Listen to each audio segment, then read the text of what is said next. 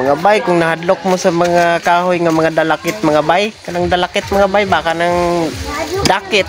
Pero sa mo adire mga bay ginatadom na namo sa amo ang ano ba? Tugaran mo, bay oh. Na.